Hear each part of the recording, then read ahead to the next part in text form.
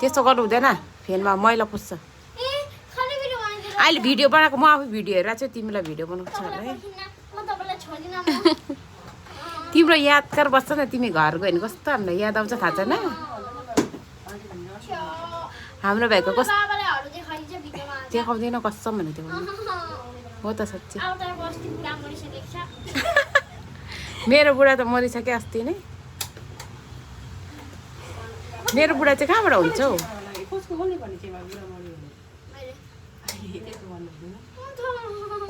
श्यामको बुढा त छैन कहाँबाट मर्छ हौ हुनेवाला नि छैन नि त हौ